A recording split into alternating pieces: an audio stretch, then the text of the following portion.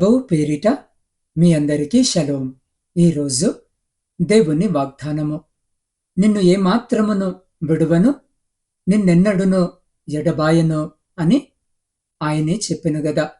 హెబ్రీలకు రాసిన పత్రిక 13వ అధ్యాయము 5వ వచనం.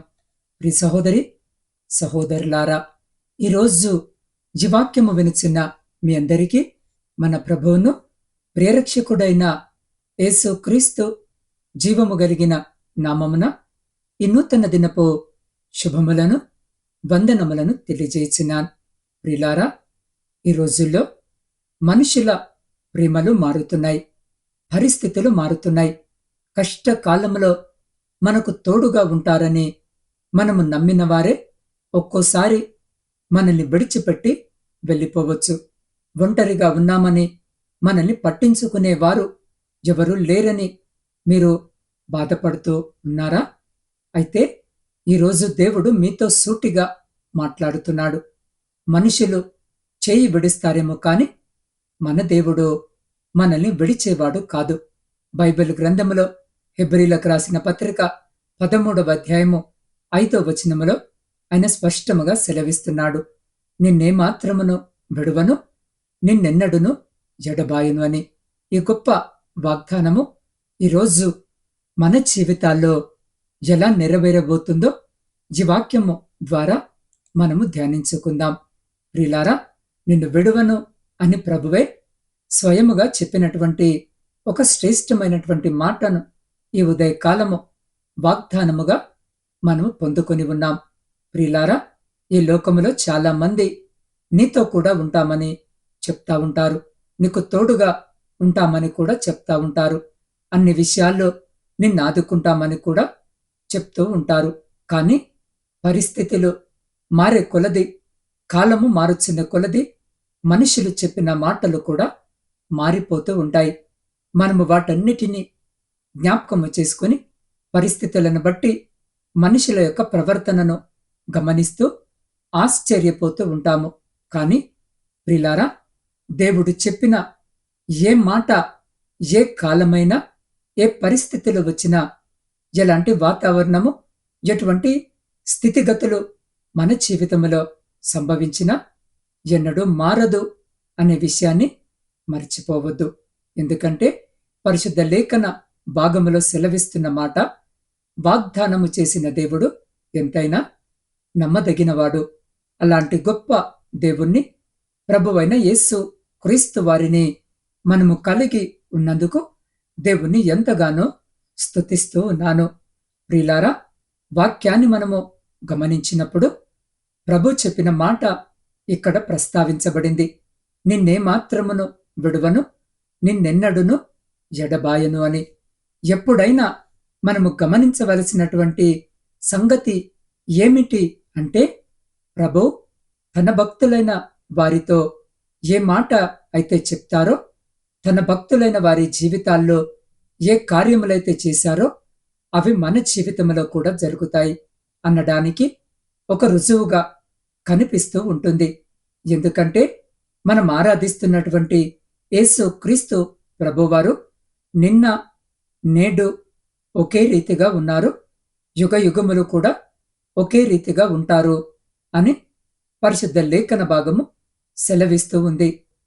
కనుక ప్రియులారా, భక్తుల జీవితాల్లో ప్రభు ఏ రీతిగా తోడయుండి కాపాడాడో మన జీవితాల్లో కూడా అలాగే మనలను కాపాడుతాడు.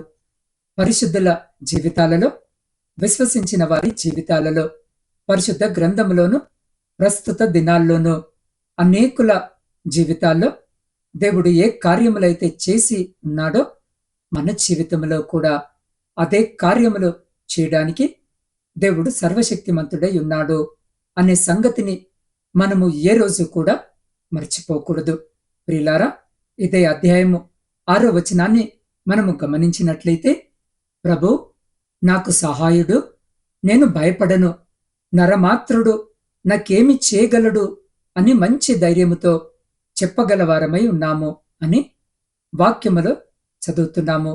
అంటే దేవుడు నాకు తోడయున్నాడు అనే సత్యాన్ని మనం అంగీకరించినప్పుడు, విశ్వసించగలిగినప్పుడు మనము చాలా దృఢముగా ధైర్యముగా ఉంటాము అనే విషయాన్ని మర్చిపోకూడదు. ప్రియులారా, చాలామంది దేవుడు వారి జీవితాల్లో లేనట్లుగా భయపడుతూ ఉంటారు. వారి జీవితాల్లో దేవుడు ఏ కార్యములు చేయలేనట్లుగా భయపడుతూ ఉంటారు. కాని ఒక సంగతి మర్చిపోవద్దు. ప్రభు నీకు తోడయున్నారు అనే మాటను విశ్వసించగలిగితే పరిస్థితులకు భయపడవు. నీ జీవితంలో సంభవిస్తున్న వేటికి కూడా నువ్వు భయపడవు. ఒకవేళ అన్నీ పోగొట్టుకున్నప్పటికీ కూడా ఏమాత్రము దిగులు చెందవు. యోబు గారి జీవితంలో కూడా అదే మనము చూస్తూ ఉంటాము. అన్నీ పోగొట్టుకున్నాడు. మరలా తన జీవితము శూన్యముగా మారిపోయింది. ఏదీ మిగల్చబడలేదు. ఆరోగ్యము కూడా లేదు. అందరూ విడిచిపెట్టారు. అన్నీ పోగొట్టుకున్నాడు. సంతానమంతయు కూడా పోగొట్టుకున్నాడు. అన్నీ పోగొట్టుకున్నప్పటికీ కూడా ప్రియ సహోదరి సహోదరులారా, జాగ్రత్తగా వినండి. అన్నీ పోగొట్టుకున్నప్పటికీ కూడా చాలా ధైర్యముగా ఉన్నాడు. చాలా నిబ్బరముగా ఉన్నాడు. ఎందుకో తెలుసా? తనకున్న ధైర్యానికి కారణము ఒకటే.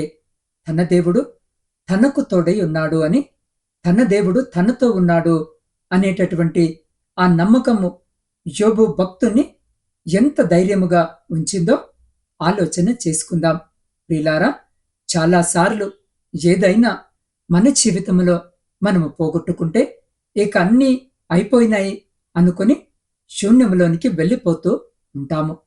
ఏదైనా నష్టపోతే ఇక నా జీవితము ఇక ఏమీ లేదు అన్నంతగా కొంతమంది ఆవేదన చెందుతూ ఉంటారు. వాస్తవమే. ఎందుకంటే పోగొట్టుకోవడం అనేది పోగొట్టుకున్న వారికి మాత్రమే తెలుస్తుంది. దాని బాధ ఏంటో నష్టపోయిన వారికి మాత్రమే తెలుస్తుంది. ఆ నష్టము యొక్క విలువ ఏంటో మిగిలిన వారికి తెలియకపోవచ్చు. కాని ప్రియులారా, పరిశుద్ధ లేఖన భాగము సెలవిస్తుంది, ప్రభు నాకు సహాయకుడు, నేను భయపడను. ఎందుకంటే దేవుడు తోడై ఉన్నారు. ఆయన మౌనముగా ఉండే దేవుడు కానే కాదు. ప్రియ సహోదరి సహోదరుడా, ఈరోజు జీవాక్యము వినిచిన్న నీ పరిస్థితులలో నిన్ను విడిచిపెట్టే దేవుడు కానే కాదు. నిన్నొంటరిగా విడిచిపెట్టి నిస్సహాయముగా నిన్నలాగా చూస్తూ ఊరుకునే దేవుడు కానే కాదు. పరిశుద్ధ గ్రంథములో తిమోతికి రాసినటువంటి 2వ పత్రిక 4వ అధ్యాయము 17వ వచనము, నా ద్వారా సువార్త సంపూర్ణముగా ప్రకటింపబడు నిమిత్తమును అన్యజనులు అందరూ కూడా దాన్ని విను నిమిత్తము ప్రభు నా ప్రక్కన నిలిచి నన్ను బలపరిచెను కనుక నేను సింహము నోటి నుండి తప్పించబడితిని అన్న వచనము ప్రకారము, ప్రియ సహోదరి సహోదరుడా, ఇక్కడ మనము చూస్తూ ఉన్నాము. పౌలు గారు చెప్తూ ఉన్నాడు, నేను సువార్త ప్రకటిస్తూ ఉన్నాను, ప్రభు నాకు తోడుగా ఉన్నారు, నా ప్రక్కనే ఉన్నారు, నా ప్రక్కనే ఉన్నటువంటి ప్రభు నన్ను బలపరిచారు. అంత మాత్రమే కాదు, సింహము నోటి నుండి కూడా నన్ను తప్పించారు అని. ప్రియ సహోదరి సహోదరుడా, ప్రభు నీతో మౌనముగా ఉండడు. నీ ప్రక్కనున్న ప్రభు నీ కొరకు పోరాడే దేవునిగా ఉన్నాడు.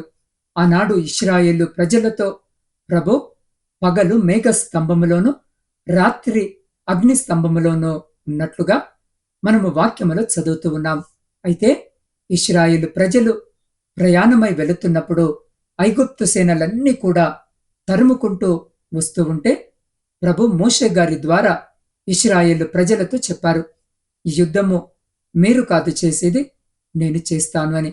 ప్రభు మాట్లాడి మీరు ఊరకనే నిలిచి ఉండి చూడుడి, దేవుడు మీకు రక్షణ అనుగ్రహిస్తారు అని చెప్పాడు. కనుక ఆ దినమందు దేవుడు ఇశ్రాయేలు పక్షముగా యుద్ధము చేసినట్లుగా మనము గమనిస్తూ ఉన్నాం. ప్రియ సహోదరి సహోదరుడా, దయచేసి ఈరోజు జీవాక్యము వినిచిన్న నీవు కృంగిపోవద్దు, కలవరపడవద్దు, విశ్వాసాన్ని విడిచిపెట్టొద్దు, ధైర్యముగా ఉండు.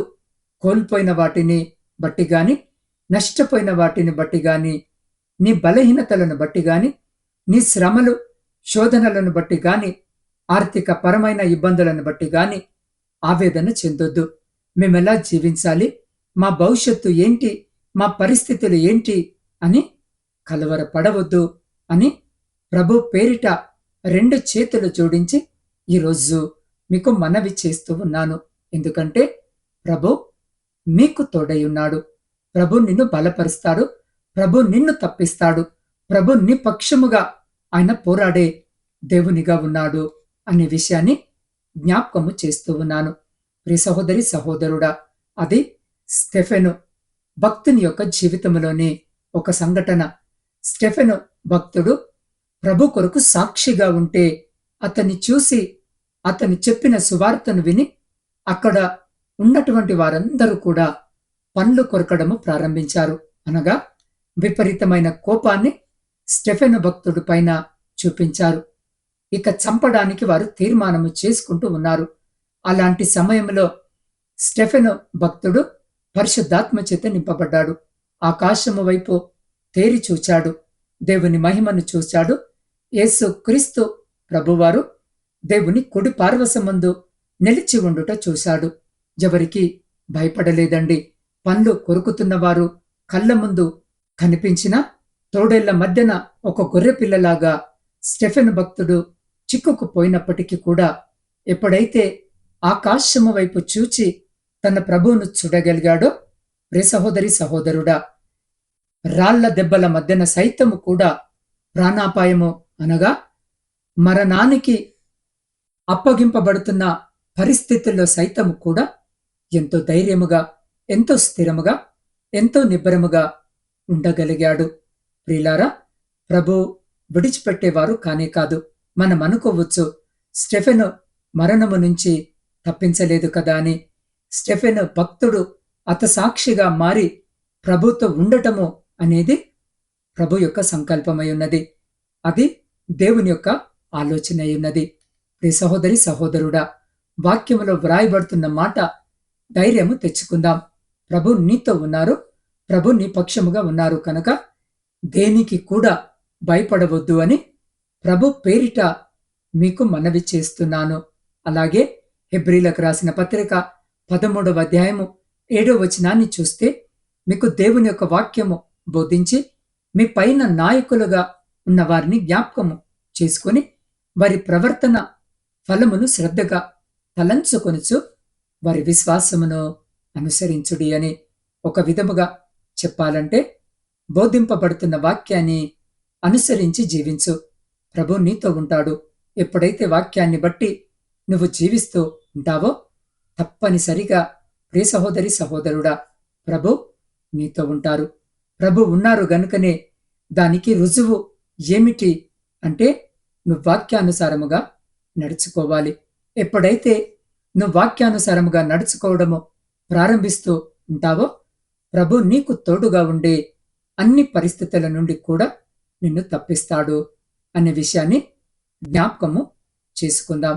యోహాను సువార్త 10వ అధ్యాయము 27, 28 వచనాలు మనము చదివితే, నా గొర్రెలు నా స్వరము వినును, నేను వాటిని ఎరుగుదును, అవి నన్ను వెంబడించును, నేను వాటికి నిత్య జీవమును ఇచ్చుచున్నాను కనుక అవి ఎన్నటికి నశింపవు, ఎవడునో వాటిని నా చేతిలో నుండి అపహరింపడు అన్న వచనముల ప్రకారము.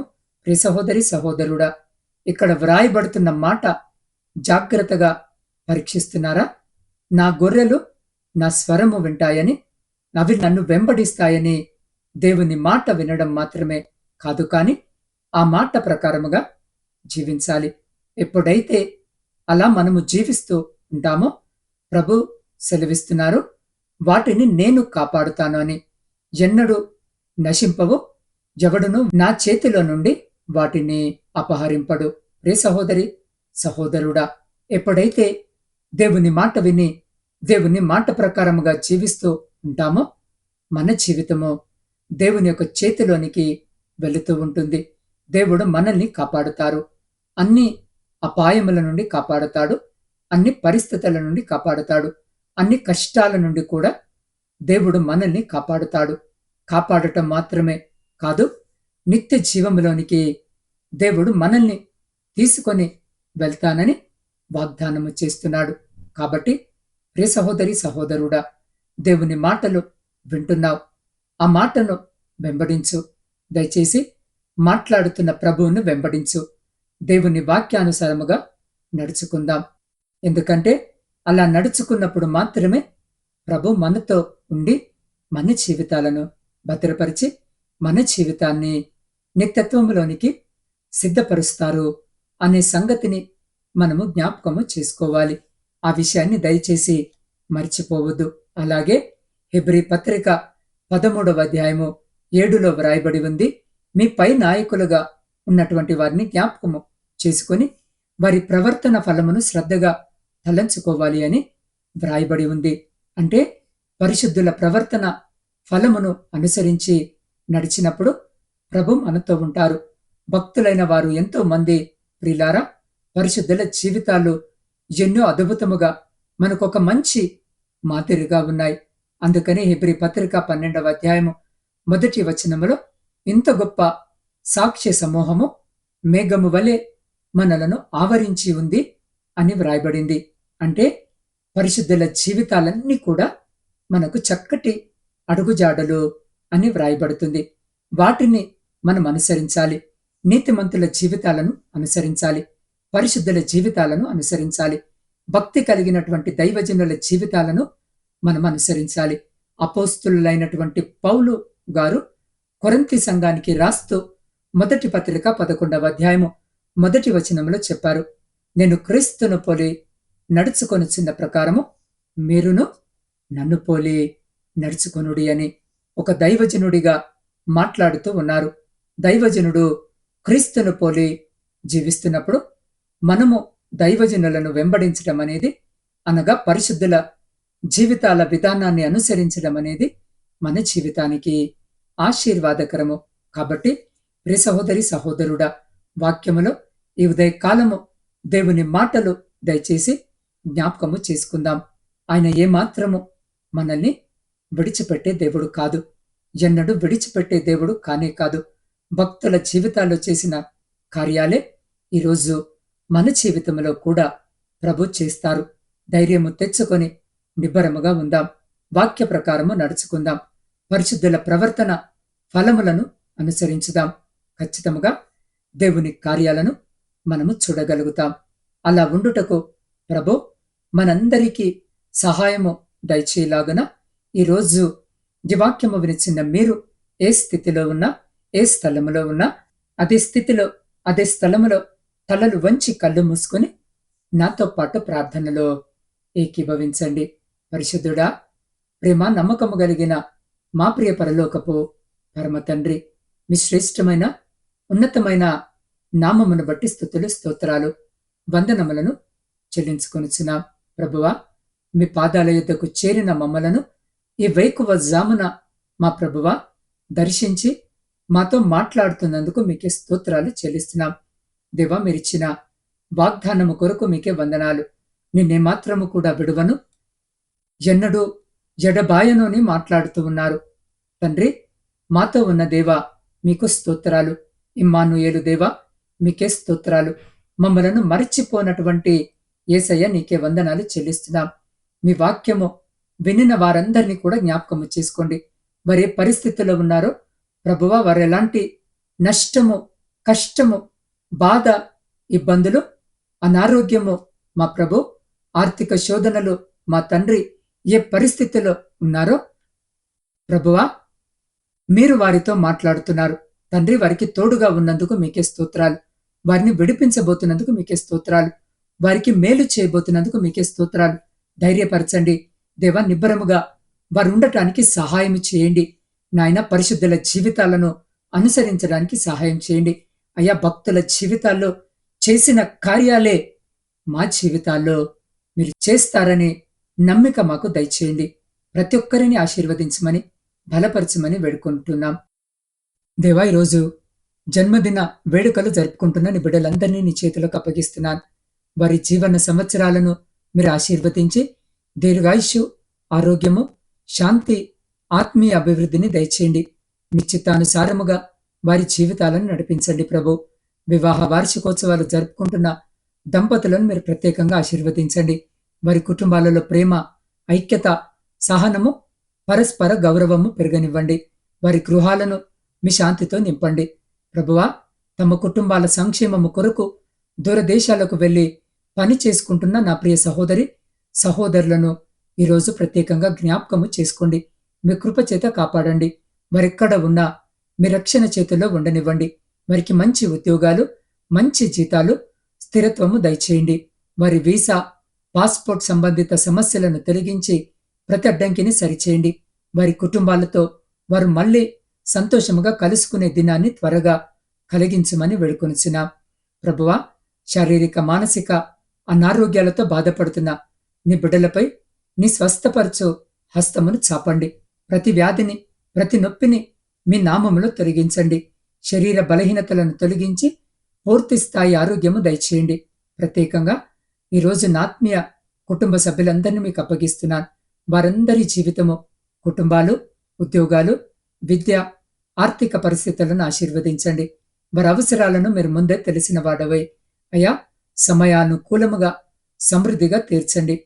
వారిలలో శాంతి, ఆనందము, విశ్వాసము పెరుగులాగున మీ కృపను చూపి అయా, మీ ఆకాశపు వాక్యాలను విప్పి మీ సమృద్ధికరమైన దీవెన ఆశీర్వాదాల చితబిడలి జీవితాలను, కుటుంబాలను దీవించి ఆశీర్వదించి తృప్తిపరిచి మీ కృపలో భద్రపరుచుకొని ముందుకు నడిపించమని మా రక్షకుడును మీ ప్రియకుమారుడైన యేసుక్రీస్తు శక్తి కలిగిన నామమున ప్రార్థించి స్తుతించి అడిగి పొందుకొని ఉన్నాము తండ్రి. ఆమెన్. ప్రియులారా, ఈ దేవుని వాక్యము ద్వారా ప్రభు మీ హృదయముతో మాట్లాడి మీ జీవితానికి ఆశ, ధైర్యము లేదా ప్రోత్సాహము ఇచ్చినట్లయితే వెంటనే ఈ వీడియోను లైక్ చేయండి.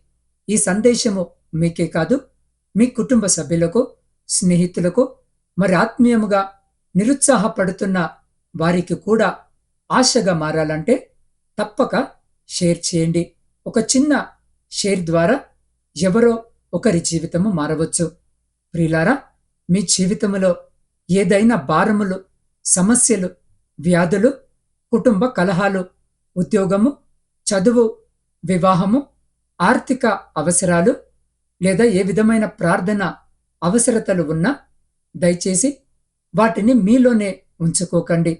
ఇప్పుడే స్క్రీన్పై కనిపిస్తున్న నా వాట్సాప్ నంబర్ 8465037607కు మెసేజ్ చేయండి.